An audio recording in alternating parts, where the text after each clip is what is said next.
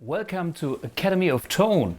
Today we are very special on a pedal that wrote history for the guitar, the Wah Wah pedal or the Wah pedal.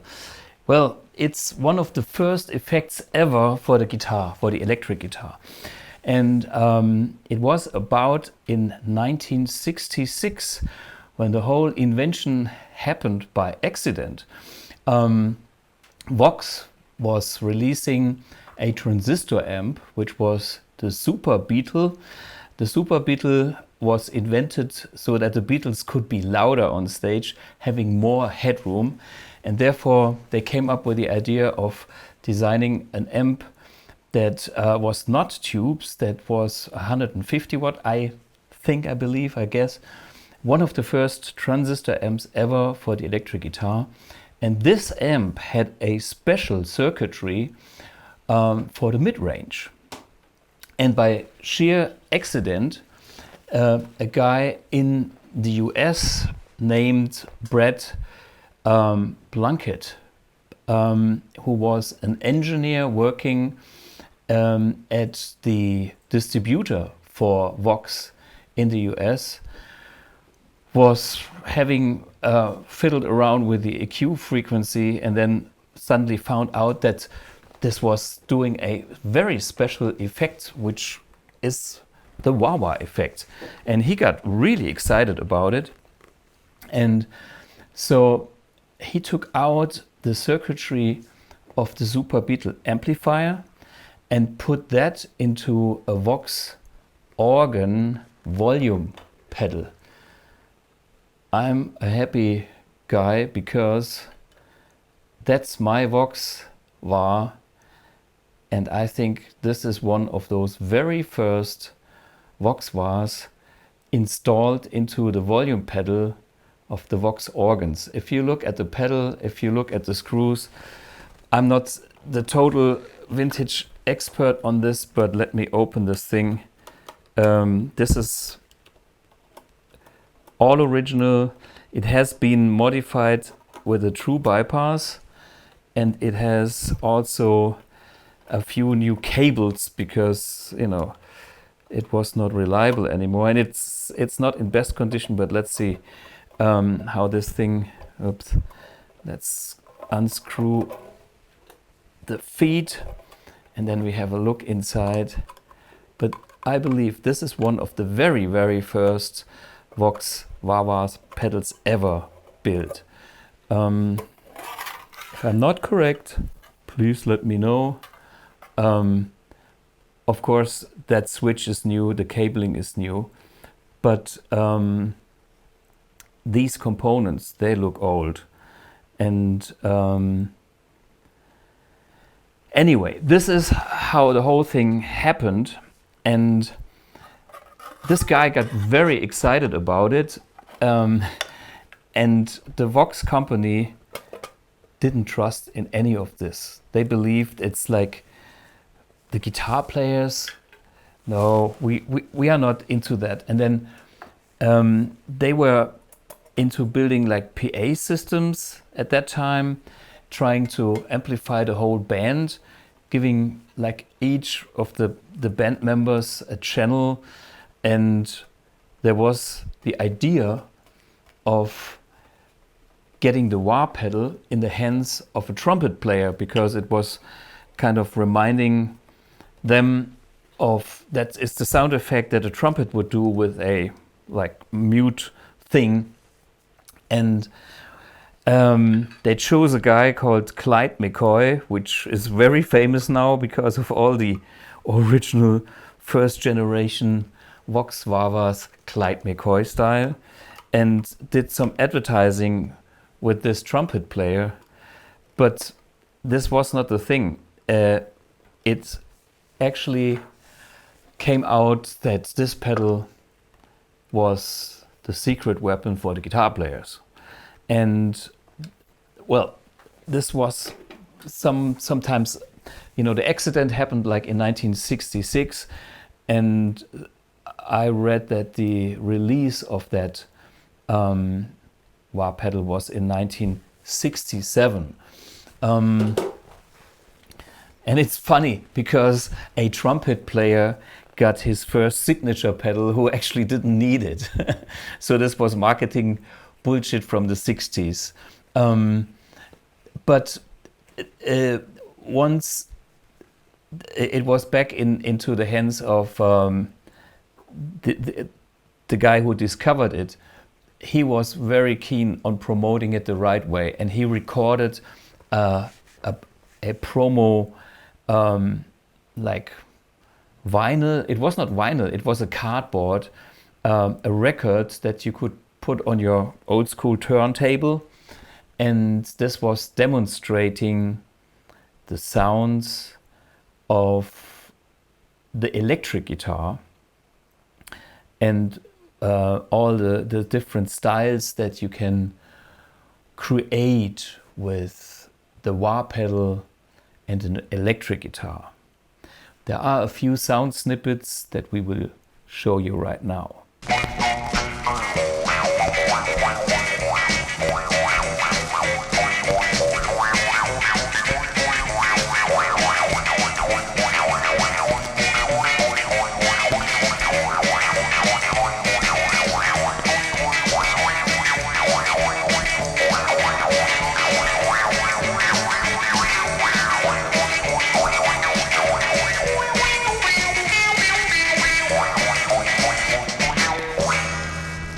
The fabulous new Crybaby pedal opens the door to a variety of great new sounds. Here's how it operates. The guitar plugs into the Crybaby pedal with a standard cord. Then the pedal plugs into the amp with another cord. The entire foot goes on the pedal. When the foot is rocked forward, the guitar sound becomes sharp. As the foot is rocked back, the sound becomes mellow.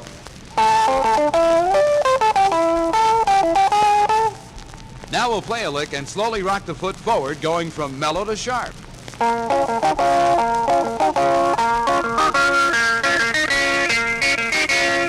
By rocking the foot back and forth, we get the Crybaby effect.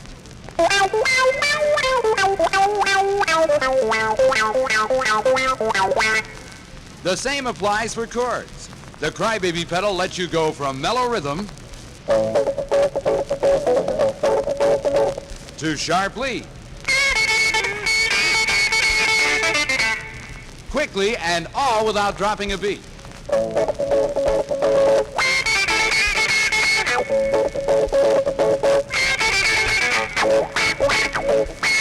Now let's listen to the Crybaby pedal in action.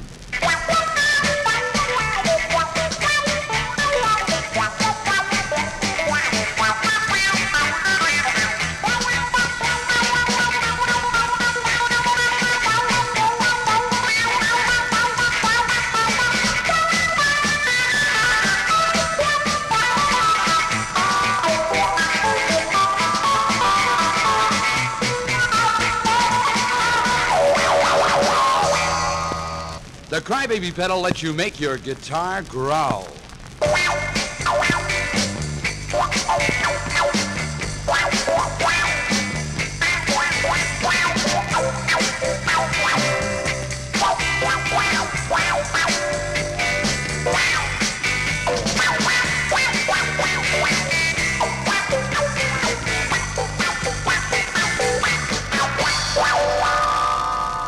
The Crybaby pedal used with distortion lets you make the wild sounds of the East, the sitar.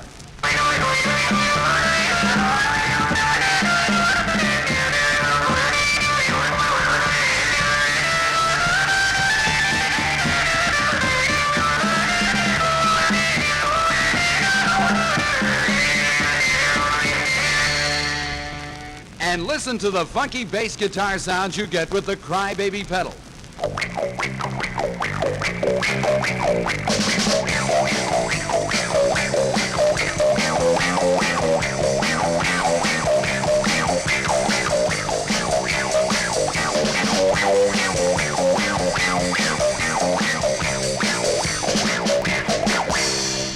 The Crybaby pedal brings a new sound to the 12-string.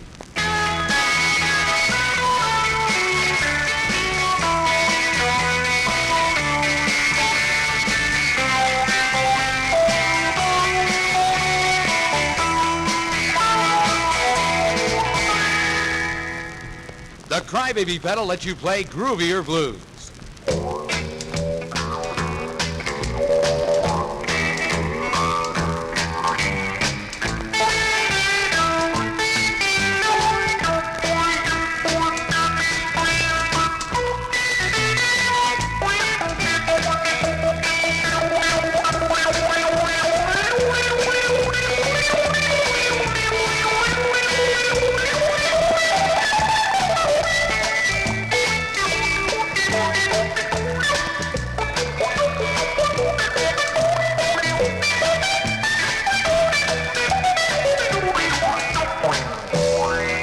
You've just heard only a fraction of the incredible effects you can make with the fabulous new Crybaby pedal. Make your own new and exciting sounds by playing the new Crybaby pedal. It's a happening thing. So what you heard is, well, the very first ideas of how to use a wah-wah pedal. Of course, it's not what we know today, because this was prior to all the artists that were still to discover the potential of the wah-wah pedal. And I believe one of the first ones was Eric Clapton, maybe around the same time as Jimi Hendrix, but maybe even earlier. Yeah, we have a little clip that shows Clapton explaining the wah-wah pedal.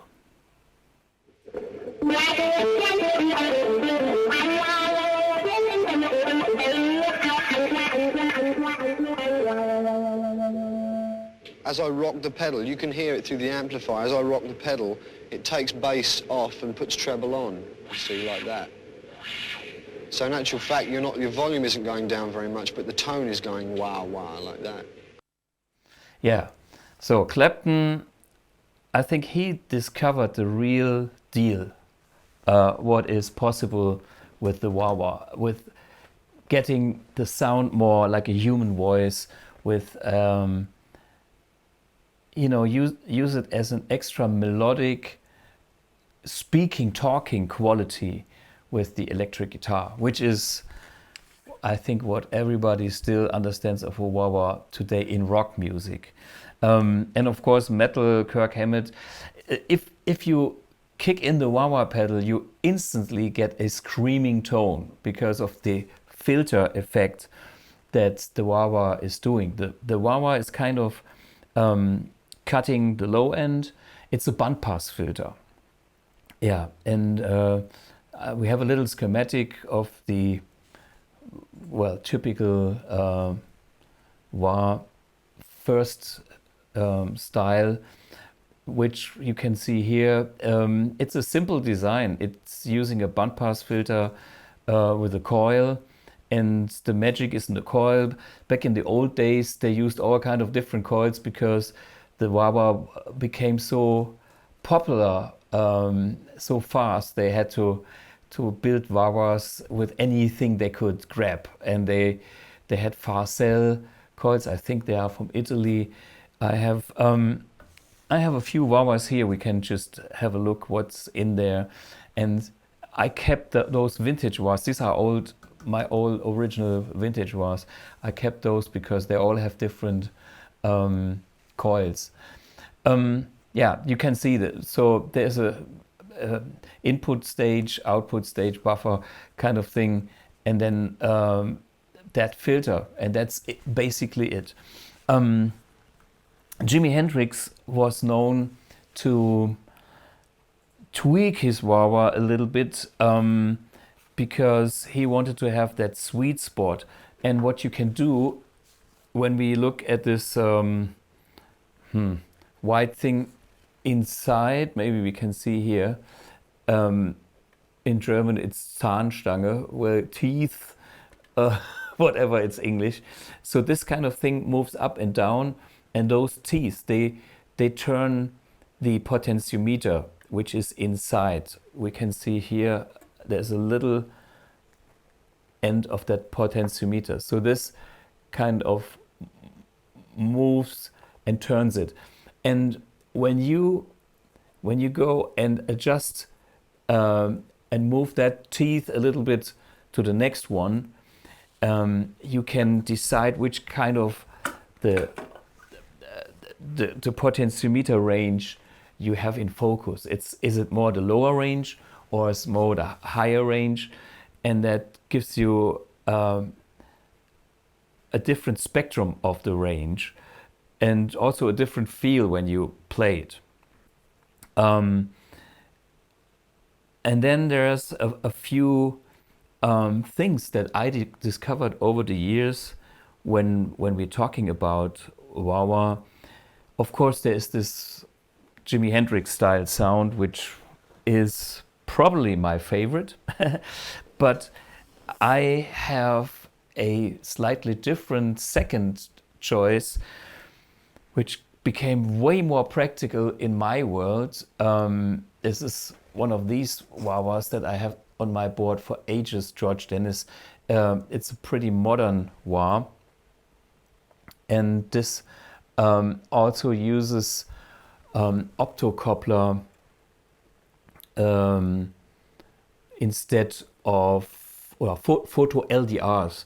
What is it called? Yeah, it's a photo and an LED, and there is kind of a little thing that gives some shade to the LED. So when it's all dark, that's the one sound, and the brighter it gets because of there's a little mechanical thing. It's like opening the shades on your sleeping room.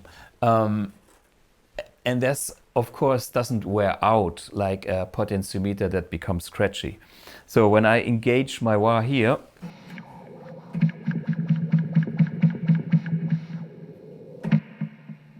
you can hear there is, first of all, there is some noise, and that's like coming from the inductor, which is from the coil, and that's, well, it's like a pickup, basically. You know, it's like wire wrapped around in circles, and that creates something that makes noise in a housing.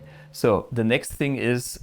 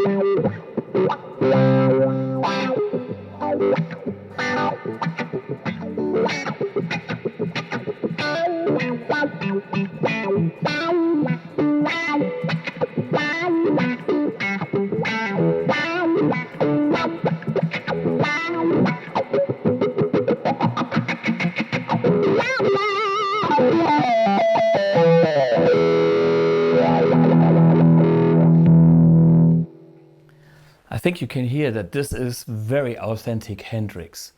And I do have another one on my board, which is using a different coil. I believe it's also very cool, but not 100% authentic like this one. Let's have a listen.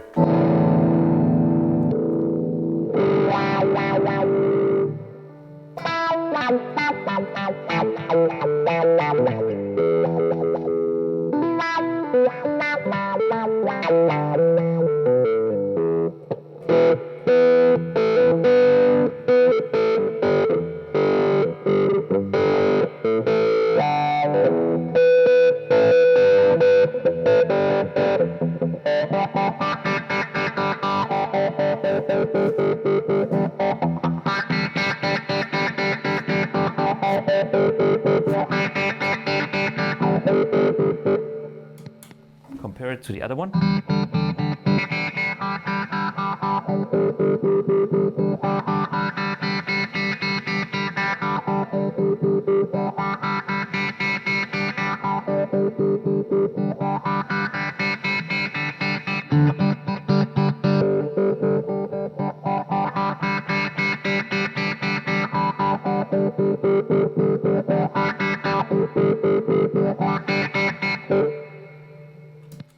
So for me, that kind of high end from the one that is on the floor is my favorite.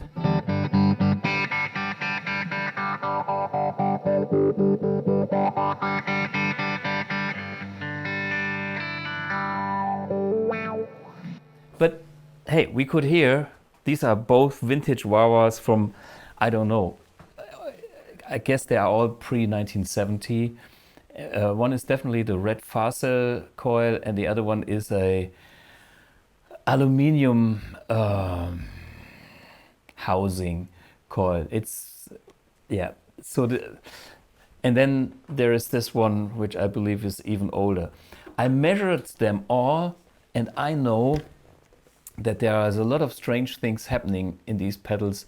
Like you engage the wah, that the bass cut is happening, and then some of the wahs have a little bit more bass than the other one, due to the like Q factor of the filter, how wide the filter is, and yeah, so they are all slightly different, but they do have a quality. And for years we really couldn't find top-notch wah-wah pedals, and therefore I bought all that vintage gear.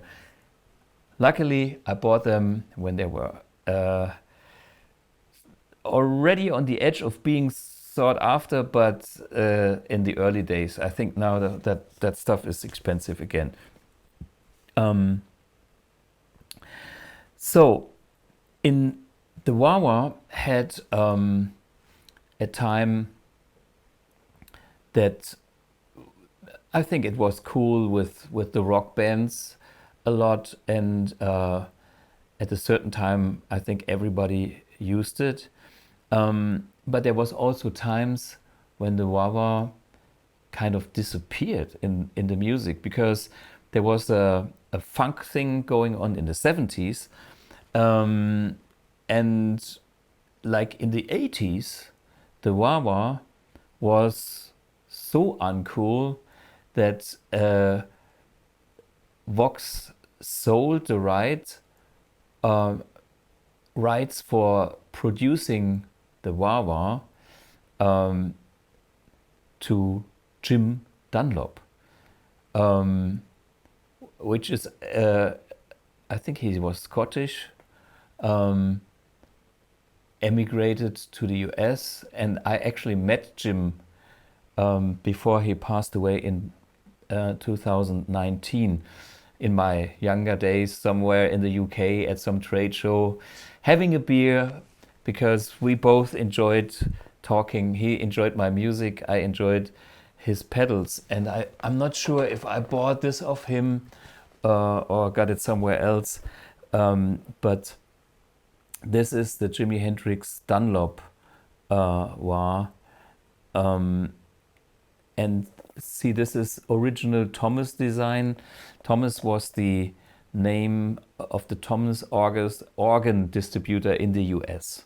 So this is where they bought the rights to kind of use the original design. So Dunlop was the first one who brought back the wah-wah to life. And me being a Hendrix fan, of course, I bought one of those. And this one here in particular has been modded a little bit with a few tweaks. I can switch capacitors, values, so that shows us what variations can be done. Let me think about a setup that I can use. I have a better idea. I use not the Hendrix. Just before I quit with this board, I wanted to show you the combination with the classic Hendrix setup. There is the Vox Wah.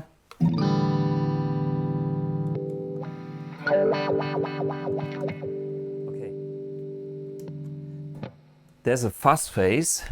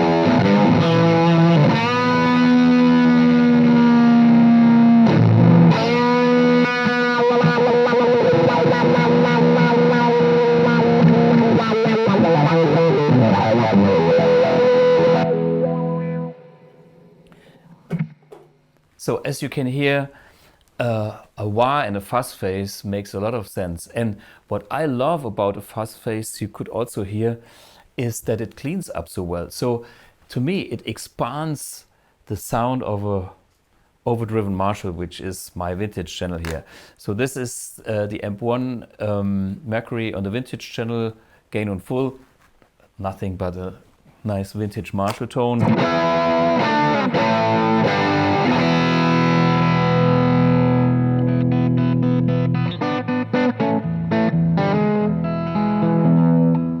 With the fuzz phase.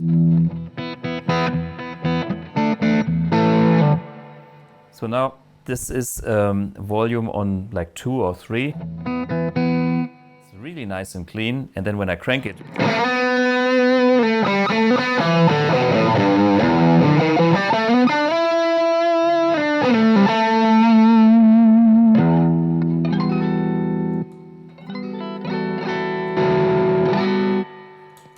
yeah, it's just a expansion of the already overdriven sound to more extreme. And I was always worrying about Jimi Hendrix kind of blowing up his Marshall amps. Maybe he did too, as they were cranked as well. But the combination of the fuzz phase and the overdrive on the amp is giving you this burning sound. Yeah, and then thinking about Hendrix and burning of the mid-lamp.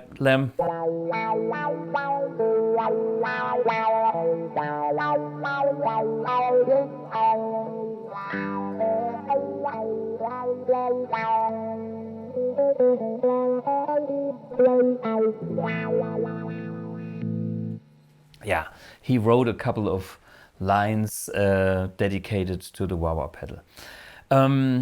Fuzz, just to finish this up here, the fuzz phase.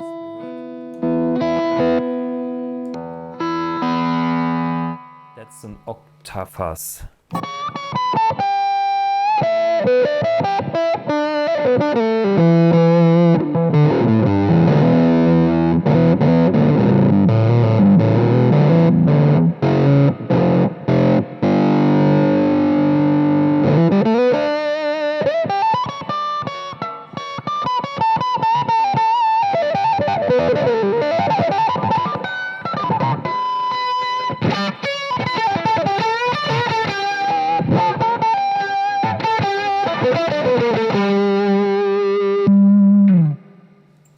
So the trick is you better roll down the treble or the tone on your guitar a little bit, because that gives a more root note or fundamental note signal to the octave, and then the octave is clearer and it's not disturbed by the glassiness, especially of the Stratocaster. So that's this thing. And then, of course, not to forget here's a vibe.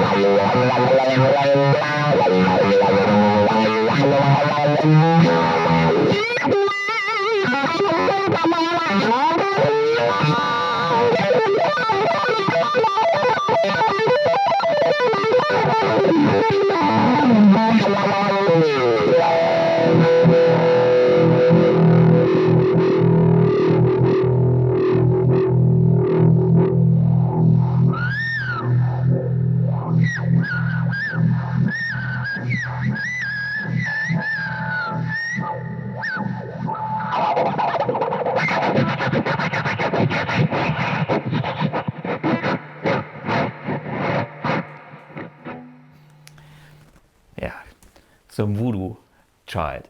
Ah, talking about Jimi Hendrix. There it is. Axis Bold as Love. If you know this CD, if you don't know this CD, get it. Because this starts with some voodoo. Hello, Mr. Paul Caruso. And then Up in the Skies is the first track with Wah Wah by Jimi Hendrix. 1967. You can see here. Polygram International Music. So this is the proof that Jimi was released an album with a wah wah pedal, like at the very first song. The intro is some weird stuff that I just done, some voodoo, but then yeah, this was the first one. This was even before that famous Voodoo Child. Yeah, that's the Jimi Hendrix approach to wah-wahs. Looking at Jim Dunlop doing his take on the wah-wahs, we can have a listen. And let me try to do a different setup. We use okay. I get rid of. Let's put it that way. So I switch over to my other amp one, which is over here. Let's see if that works.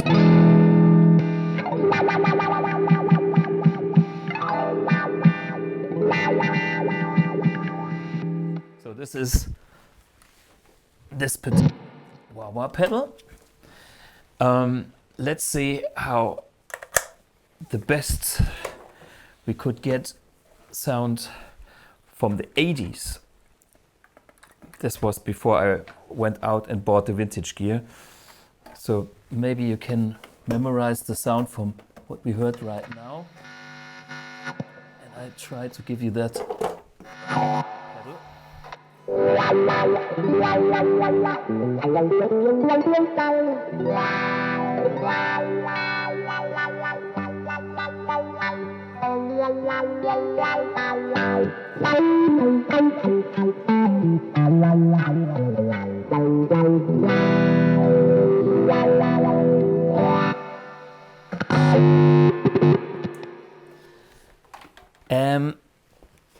In my opinion, a little magic is lost. I miss that chimey, sparkly high end that I have from the vintage pedals. Yeah, let's see. They have a bunch of different switches here, but this is something that chimey high end. I think that particular on this old vintage pedal, these are the only ones that really deliver that.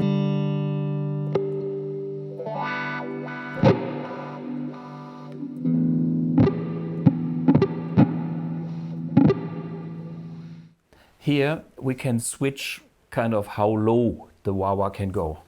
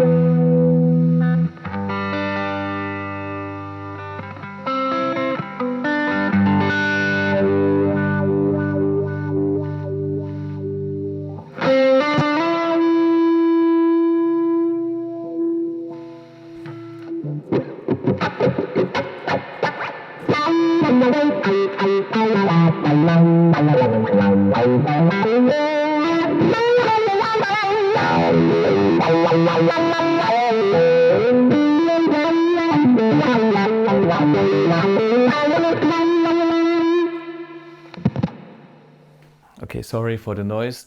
I think not bad, but let me go back. Let me go back to one of those real deal wahs.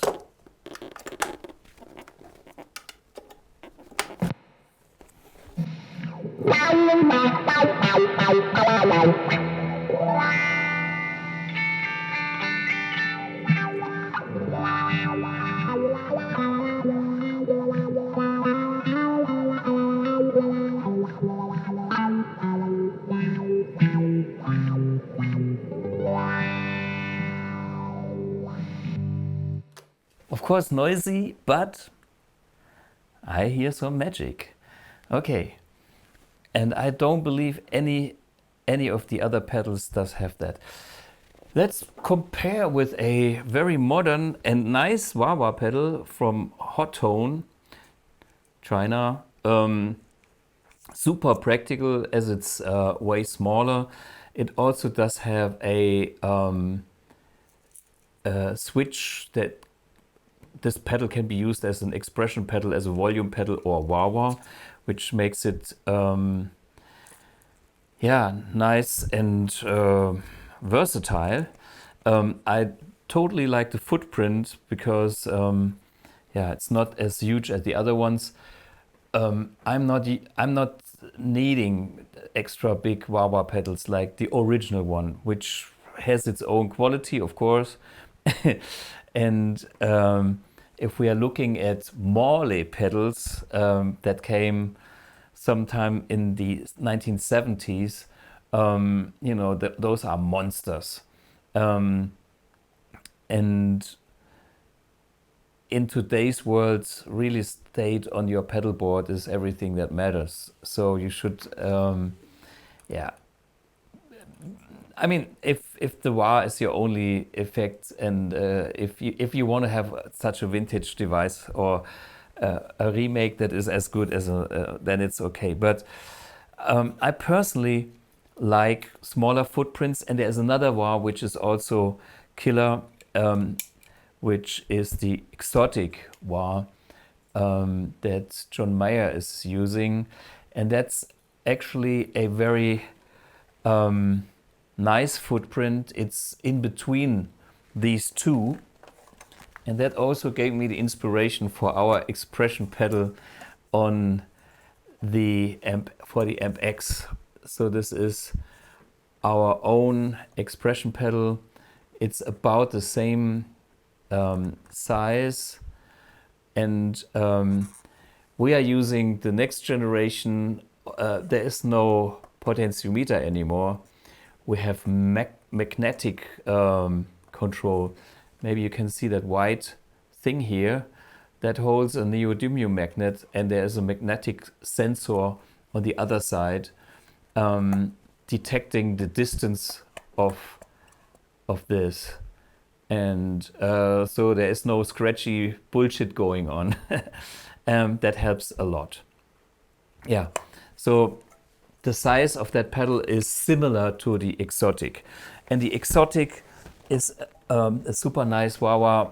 Maybe I should have that in my collection, as well as it has some knobs to tweak the filter Q, the range. It can be fine-tuned. And John Mayer, he used different wah-wahs from different period, and I think this is the latest one that he still uses, and that's probably one of the best modern wah-wahs. But as we could hear, some of the vintage magic is magic.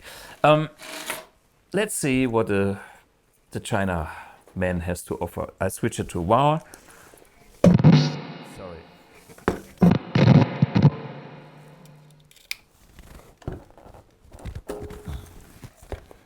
I'm just happy that I'm not making more marks in my 61 Strat.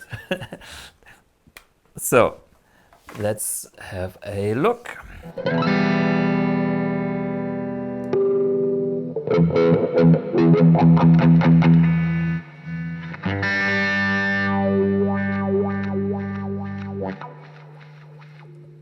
First thing I can notice, it's a real scratchy pot. it's kind of new, but already starts to scratch.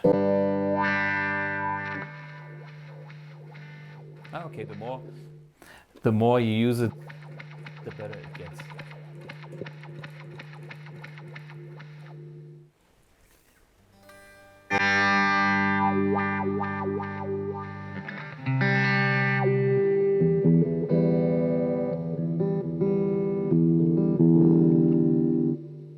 This control is only for the low position, but not for the wah, it seems. I put this on the floor and play some wah for you.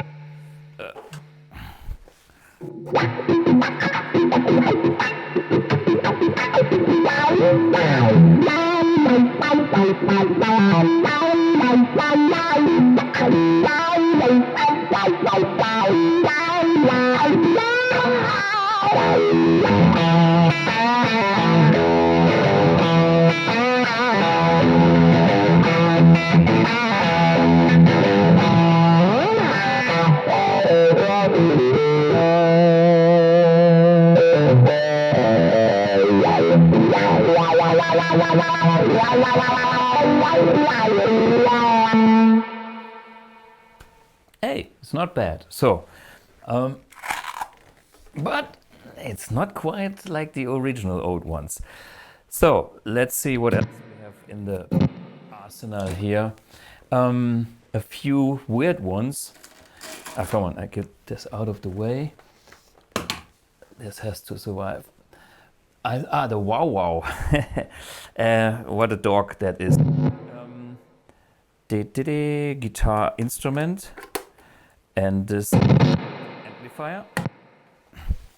Well, this plug is supposed to be silent. Maybe. Okay.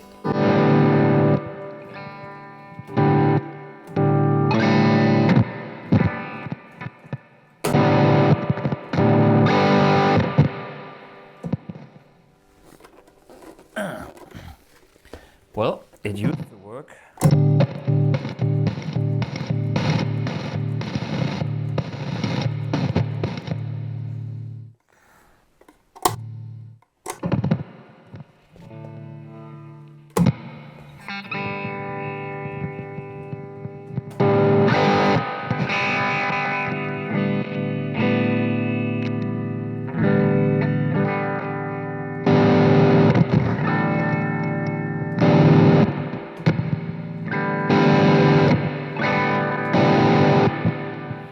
Forget it. I don't know. It worked an hour ago in the sound check, but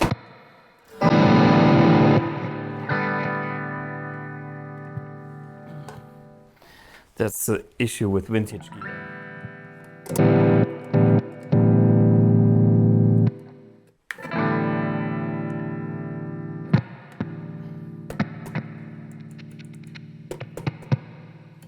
Okay. Maybe it eats up batteries in minutes. I don't know. Yeah, I found this quite interesting because it's a slightly different sound than wah wah. It's actually wow wow. And yeah, who lets the dogs out? Not this one. Not today. Okay.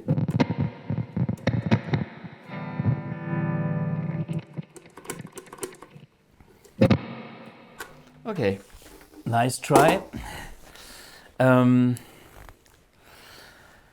Let's go for the other bizarre ones. This is Electro-Harmonix talk pedal. That's a filter that is actually a lot weirder. It has it's like a double wah in one pedal with two filters going in strange directions. Let us see what this will do.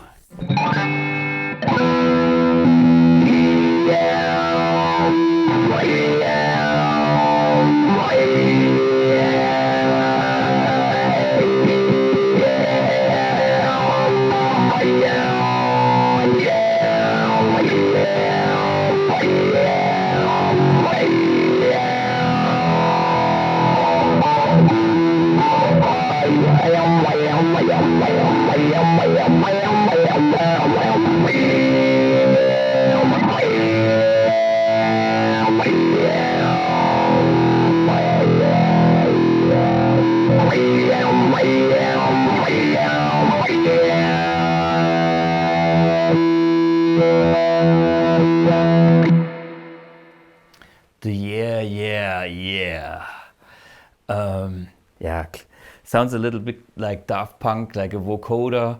Yeah, it has a different vocal approach to it with that double peak. Yeah, kind of a interesting, different pedal. Okay, we are lucky that this thing still works. Before we go on to, let's see if this old, very old, okay, we're in the vintage world, does its job now, or if it's that it be nice. There are days when it does magic, and there are days where there's nothing. Let's pray for a good day. 1966 or 7.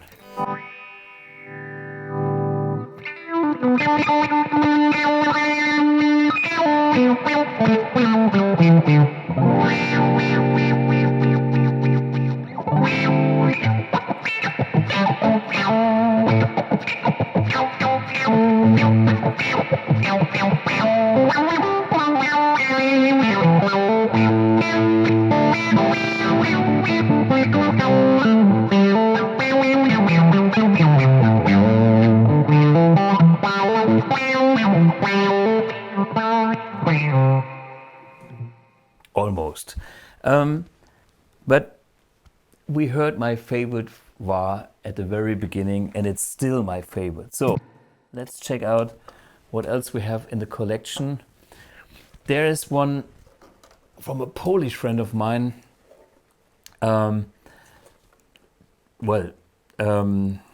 George Dennis, and he made a very innovative design that also has been done with Morley and Steve Vai. When you step on the wah, it engages the wah effect, and if you take off your foot, it is automatic bypass. So that's one of the options. The next option is there's a couple of switches for the sound. There is a high and low, low deep. There's the Q factor, you know, how wide the filter works. And there is how much low end there is for the bass frequencies. And that's something that I personally enjoyed a lot, because my beloved Vox Wah is great, but when I was playing this in my 3-piece band, sometimes there was not enough cool low end because the wah was cutting out too much. And especially in the early days of that band, our bass player was not in best shape, because I turned him as a guitar player into a bass player, and he's a fantastic singer. I'm talking about Pete from Dreist, Pete Eifel, this guy here. And in these days we had, oh, there's myself. In these days we had him as the bass player, and I found it was helpful that I had more bass when I was using the wah-wah. So it was filling the space better, because he was sometimes busy with the vocals. And anyway, it sounded better in that particular band, whatever we did. Maybe he put the bass notes lower than usual or whatever. By now he is on the international level. But I remember the early days when I came with my beloved Vox Wah and I found out, maybe it's a little bit too thin. It sounds cool, but too thin. Okay, let's check this out.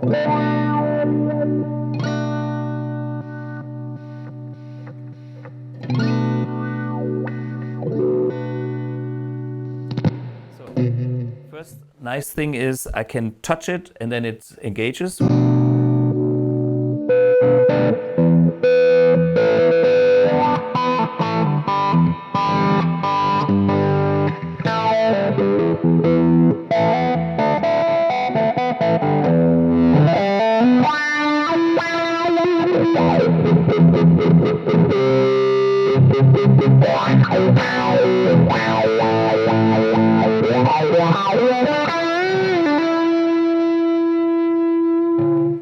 Let's hear the low Q factor.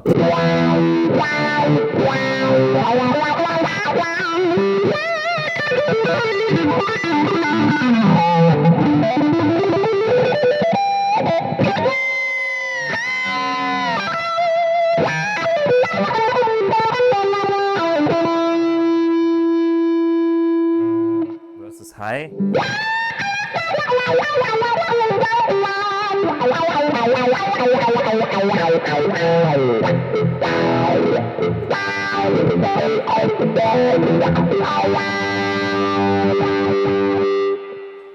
Okay, and let's see what the bass switch can do.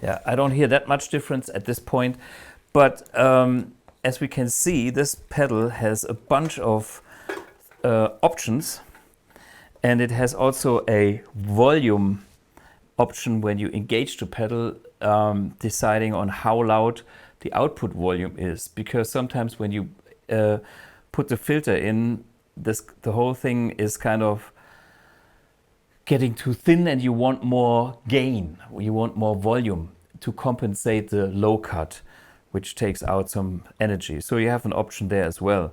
And all these options, they can be recalled via MIDI. I found this is crazy. You know, so there is a MIDI, you assign a MIDI channel, and then you can actually recall a few settings that you can see here on this side. That's a for me example of a very sophisticated wah, giving you options and more options, and yeah, can be fun. Question is, do you actually need them or you don't need them? I show you what I have been using for years on my pedal board, in that coming from this three-piece band was the simpler version of the same company, George Dennis. Yeah, and well, this has a nice what is it called? A latching, a momentary switch, electronic bypass, which true bypass pedals with the old school switches, you hear them, they are working, and then you have some corrosion, and then it's not happening.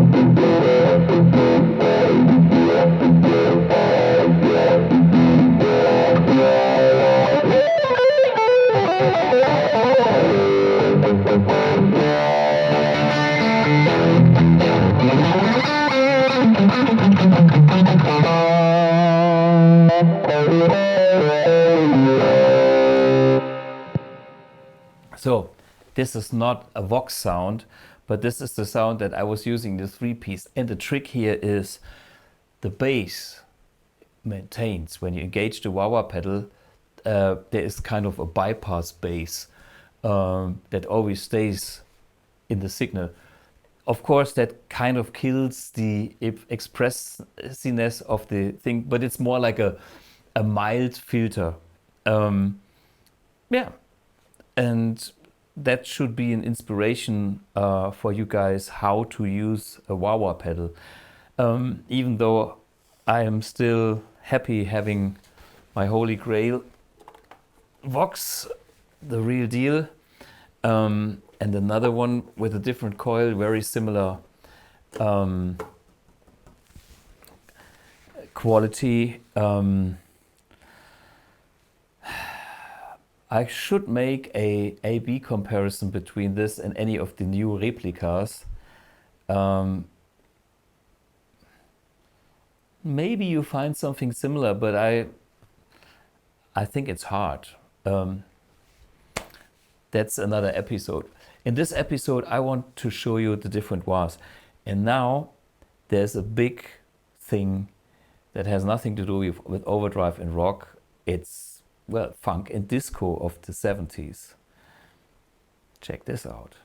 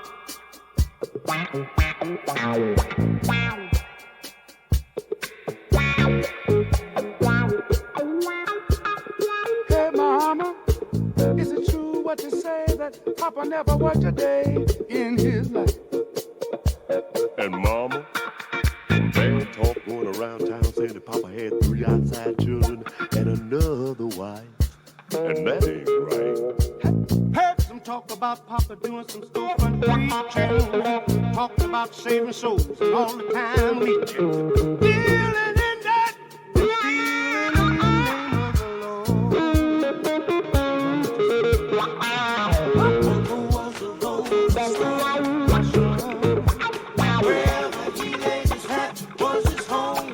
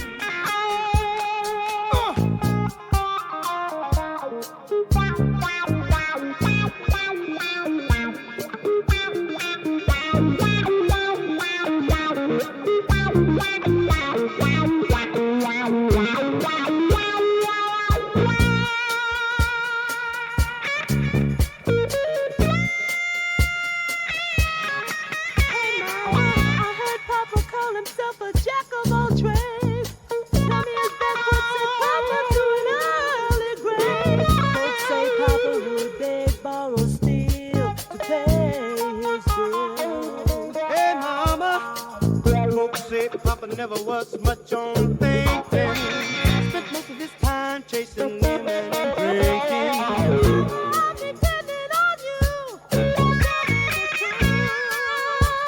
mama looked up with a tear in her eye and said, son,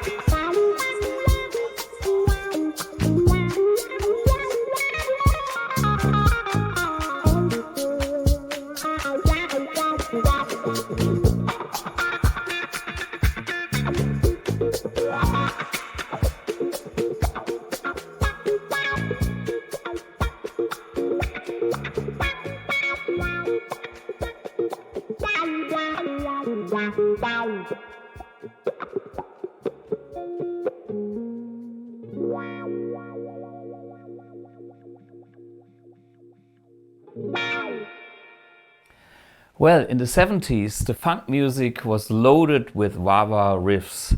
There were a couple of guitar players like Eddie Hazel from Funkadelic and the brother of Bootsy Collins. His name is Catfish Collins. Sorry, I have to read a little bit. He also played with James Brown, and the other guitar player with James Brown, Jimmy Nolan, was using wah-wah big time. As we could hear, it's a magic tool in the world of the clean tones as well. Let me show you my setting for that to come close to a Fender-ish sound. So of course I'm on the clean channel. I use a touch of boost, and these are the settings on the amp1, volume like 7, overdrive is not engaged, bass 6, middle 7, treble 4. This time I'm using the Black 410, which is my super reverb cabinet emulation on the Blue Box.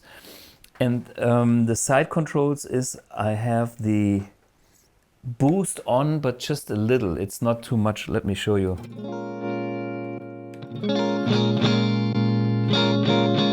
Gives me just that touch of a yeah, gritty, bitty.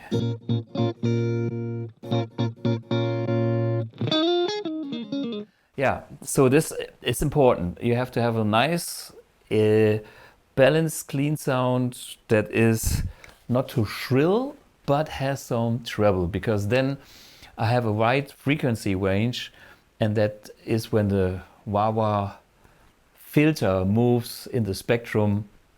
It sounds nice. So this is like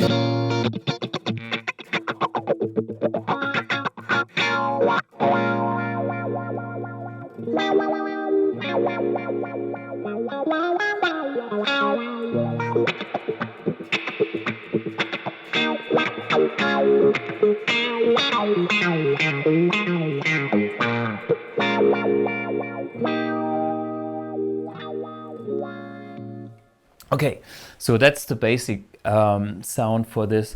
And then of course you can play typical rhythm patterns with almost 1, 2, 3. I mean, you just count with the pedal. Down, down, down, down, and forth.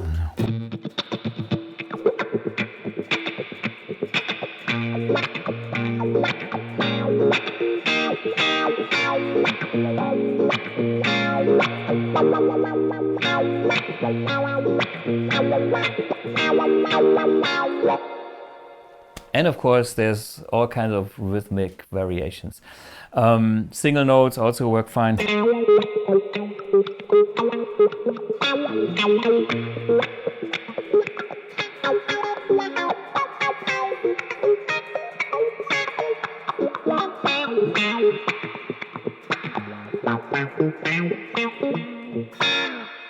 Yeah, Prince was a master maestro doing that. Okay, so we had that very, very important period of the 70s with all funk and disco sounds, very iconic sounds. Shaft, yeah, what would be television without a wah-wah? And then we can also use it as a creative tool. I can have, you know, the classic order would be guitar, wah-wah pedal, amp, and then in the amp, overdrive or not overdrive. We heard the clean one, but I can also change the order of the overdrive. Therefore, I have an overdrive pedal. First, let me show you the classic setup, overdrive, and the wah-wah in front. So this is the overdrive sound. I go just straight.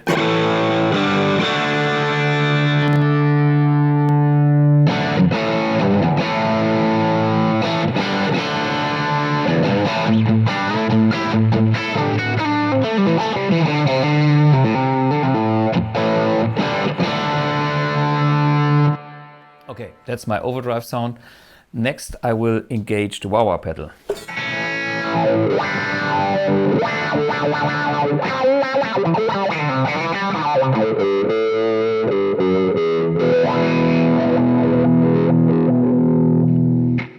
Okay, that is how it sounds as we know it.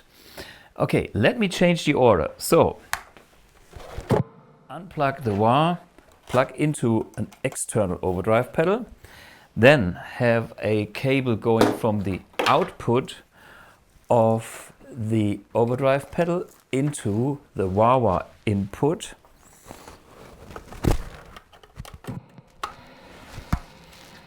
And now, of course, I have to switch for the clean channel. Let's see if this is any close in overdrive.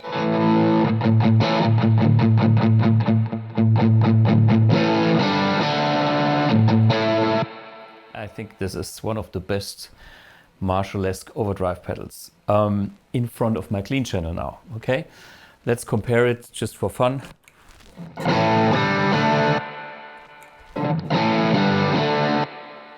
Not as dynamic, but very good and a bit more noisy. And now the order is guitar overdrive, wah-wah into the clean amp. Okay, so let's listen to this result.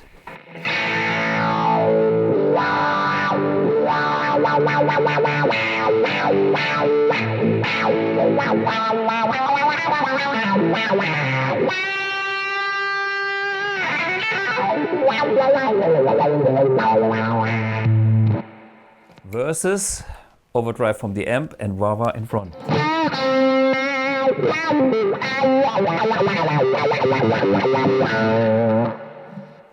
So the effect using the overdrive into the wah-wah is way more dramatic.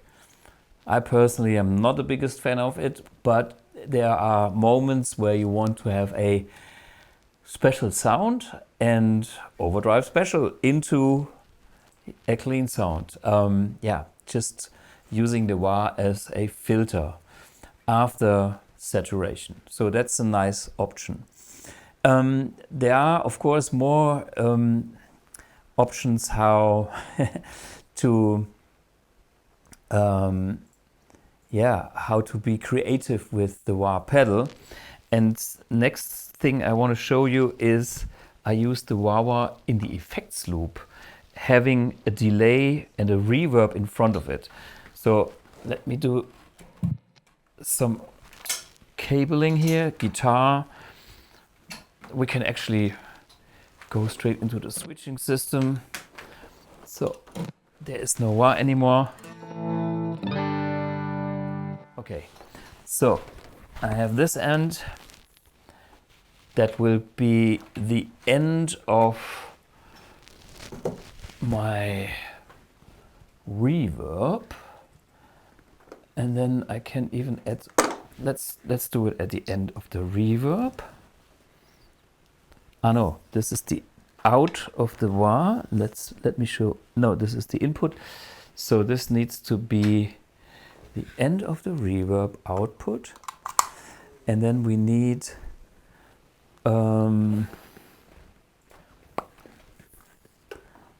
send, and the return. The return will go. Where's this cable now? I think that's the right one. We will find out in a minute. This one will go into the return of the effects loop. So Wah Wah. This could be the right cable for that. And the send goes into, let's say, this delay. And then we go into this input. And you know what? We simply take this power and see what we get here. Huh? Hello? Okay. So engage the effects loop. Aha. So Wah Wah on bypass. So first let's only get for this reverb here.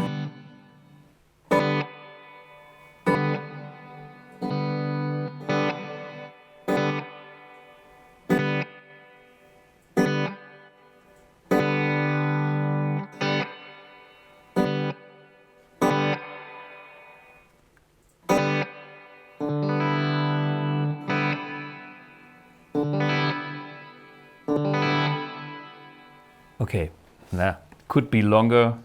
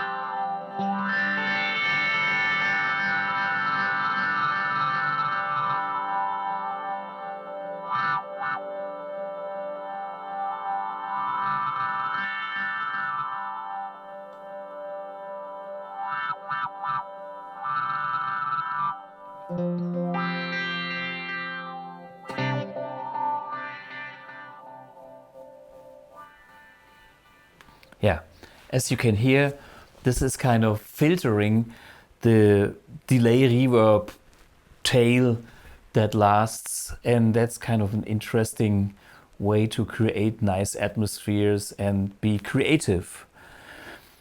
Yeah, so there's many things you can do with the Wah Wah. Mind that we also have another category which is called auto wah, which is not a pedal with a controller. It is triggered by with a certain sensitivity by the signal of the guitar, and this kind of engages the filter. But I'll do an extra episode on these effects. For now, I'll leave it with the classic Wah Wah as it is, and honestly, the series was called My Best Wah, and it's still my best wah, which is my old trusty original Vox Wah. Yeah, it's the best in my collection, and here we go. For me, it doesn't really get any better. Still my reference. If somebody has one that sounds exactly the same or as good as these, write it in the comments, because I think the original old ones are too expensive these days. So I'm sorted, I'm happy. Well, I hope you enjoyed this episode of the things you can do with a Wah Wah pedal. If you have more stuff, write it in the comments. See you guys next week, same time, same place. Cheers.